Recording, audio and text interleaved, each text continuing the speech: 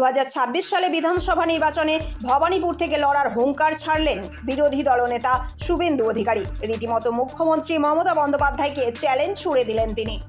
আপনাকে ভবানীপুরে হারাবো, আরো 5 বছর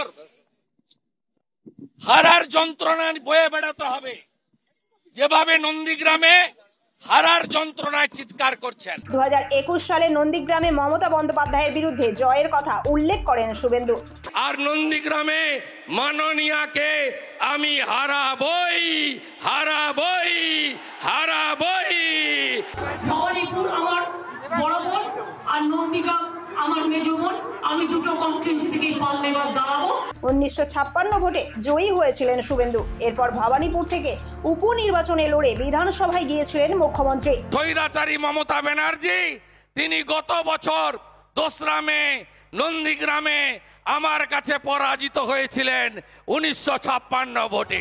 এবার মুখ্যমন্ত্রীকে তার নিজের নির্বাচনী এলাকায় ভারী পরাজয়ের মুখোমুখি হতে হবে বলে হুঙ্কার ছাড়লেন বিরোধী দলনেতা। ওনাকে ভবানীপুরে হারানোটা সহজ হয়। আমি ভবানীপুরে 1 কাপ চা খেয়েছিলাম, তাতেই উনি সন্ধ্যাবেলা 8টা কাউন্সিলরকে ডেকে কাল থেকেই নেমে পড়। মমতা বন্দ্যোপাধ্যায় বিধানসভার বাইরে শুভেন্দু অধিকারীর তীব্র সমালোচনা করেন। নাম উল্লেখ না করে বিরোধী দলনেতার বিরুদ্ধে ব্যক্তিগত লাভের জন্য দলবদলের অভিযোগ করেন এবং আবারও দলবদলের সম্ভাব্য পরিকল্পনার ইঙ্গিত দেন। তিনি এও বলেন, রাজীব গান্ধী এবং অটল বিহারী বাজপেয়ীর মতো নেতাদের সঙ্গে বিশ্বাসঘাতকতা করছে শুভেন্দু অধিকারী। আপনাকে ভবানীপুরে হারাবো।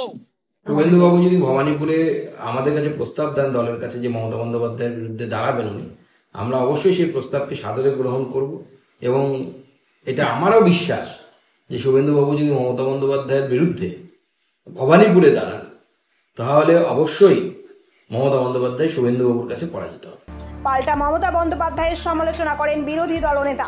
বিরোধী দলনেতার বক্তব্য, মুখ্যমন্ত্রী পশ্চিমবঙ্গে বিনিয়োগকারীদের তাড়িয়ে দিচ্ছেন এবং পশ্চিমবঙ্গকে শিল্প কবরস্থানে পরিণত করছেন। তিনি তার বিরুদ্ধে সংখ্যালঘু তোষণের অভিযোগ করেন এবং দাবি করেন বিধানসভায় বিজেপি বিধায়কদের সামনে তার রাজনৈতিক কৌশল প্রকাশিত হয়েছে। ভবানীপুরে শুভেন্দু দাঁড়াতে যান, আপনি ধরে রাখবেন কালীঘাট মন্দিরে যারা বলি দেন সামনে ছাগ শিশু বাঁধা থাকে, তো ঠিক সেই রকম ভাবে ওকে কালীঘাটে দেওয়ার মতো ভবানীপুরে উৎসর্গ করা হচ্ছে। তার আরও অভিযোগ, মমতা বন্দ্যোপাধ্যায় হিন্দুত্ব বিরোধী এবং পশ্চিমবঙ্গকে বাংলাদেশ বানাতে চান। ভবানীপুরের বাসিন্দা মমতা বন্দ্যোপাধ্যায় 2011 এবং 2016 সালে এই আসনে জিতেছিলেন। 2021 সালে নন্দীগ্রামে স্থানান্তরিত হওয়ার আগে তার দল বিপুল ভোটে জয়ী হয়ে টানা তৃতীয়বারের জন্য নির্বাচিত হলেও নন্দীগ্রামে হেরে যান। পরে ভবানীপুর থেকে উপনির্বাচনে জিতে বিধানসভায় যান মুখ্যমন্ত্রী। এর আগে মমতা বন্দ্যোপাধ্যায়ের মন্তব্যের জবাবে বিধানসভার বাইরে মাটিতে বসে প্রতিবাদ জানিয়েছিলেন শুভেন্দু অধিকারী। তার দাবি, 2021 সালে তাকে পরাজিত করা এবং হিন্দু ও আদিবাসী সম্প্রদায়ের ওপর হামলার বিরুদ্ধে কথা বলায় তাঁর একমাত্র ভুল।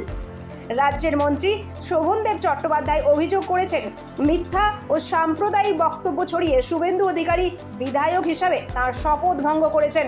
এদিকে কুণাল ঘোষ শুভেন্দু অধিকারীকে ভবানীপুর থেকে প্রতিদ্বন্দ্বিতা করার চ্যালেঞ্জ জানিয়ে বলেন তারা তাকে রেকর্ড ব্যবধানে হারাবেন।